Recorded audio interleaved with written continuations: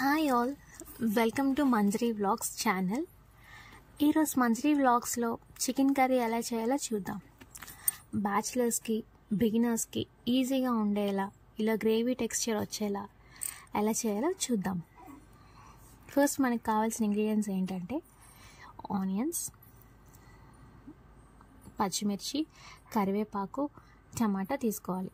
Medium సైజులో ఒక 3 onions తీసుకోవాలి. టమాటాలు కూడా మీడియం సైజులో ఒక 2 తీసుకోవాలి. తీసుకొని ఇలా చాప్ చేసి పక్కన పెట్టుకోవాలి.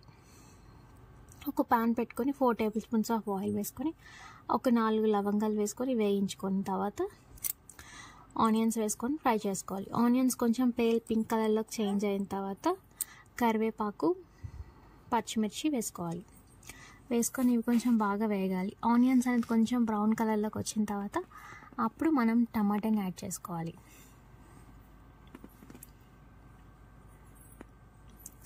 టమాటాని యాడ్ చేసుకొని టమాటాని అలా మిక్స్ చేసిన తర్వాత కొంచెం టమాటాను ఆనియన్స్ బాగా వేగిపోవడానికి కొంచెం లైట్గా సాల్ట్ వేసుకోవాలి. టమాటా కొంచెం వేగిన తర్వాత పచ్చివాసన పోయిన తర్వాత ఒక స్పూన్ జింజర్ గార్లిక్ పేస్ట్ వేసుకొని పచ్చివాసన పోయేంత వరకు కలుపుతూ ఉండాలి. అల్లం వేసిన తర్వాత మాడిపోకుండా ఉండడానికి కొంచెం అలా తిప్పుతూ ఉండాలి. తర్వాత అల్లం పచ్చివాసన పోయిన తర్వాత చికెన్ వేసుకొని కలుపుకోవాలి. చికెన్లోంచి వాటర్ వస్తుంది కదా, సో వాటర్ అలా ఊరేంత వరకు మనం అలా కలుపుతూ ఉండాలి. వాటర్ అలా కొంచెం వచ్చి అలా చికెన్ బాయిల్ అవుతుంది అనగా కొంచెం మనం రుచికి సరిపడగా ఉప్పు, కారం ఒక 2 టేబుల్ స్పూన్స్ వేసుకోవాలి. మీరు కారం ఎక్కువ తింటానంటే కొంచెం ఇంకొక స్పూన్ కూడా ఎక్స్ట్రా వేసుకోవచ్చు. వేసుకొని మీ రుచికి తగ్గట్టుగా సాల్ట్, కారం వేసుకొని కలుపుకొని మళ్ళీ లిడ్ పెట్టుకోవాలి.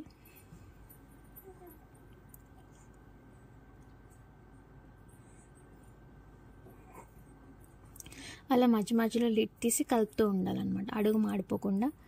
చికెన్ ఆ వాటర్తో కొంచెం మగ్గేలా చూడాలన్నమాట.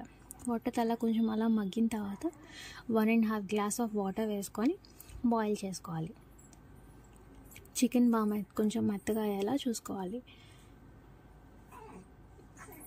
కొంచెం మీడియం ఫ్లేమ్లో పెట్టుకొని చికెన్ని మనం ఉడికించుకోవాలన్నమాట. మధ్య మధ్యలో లిడ్ తీసి కలుపుతూ ఉండాలి.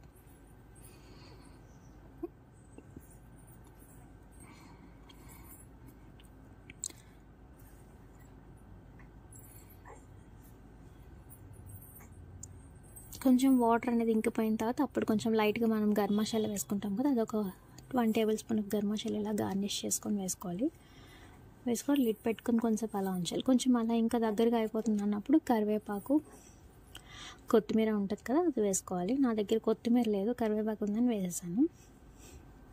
అవి 2 లాస్ట్లో వేసుకుంటే టేస్ట్ బాగుంటుంది. దగ్గరికి అయిపోయిన తర్వాత దించేయడమే. సర్వింగ్ బౌల్లో సర్వ్ చేసుకొని టేస్ట్ చేయడమే. మీరు కూడా ట్రై చేసి ఎలా ఉందో కమెంట్ చేయండి. Thank you for watching my channel.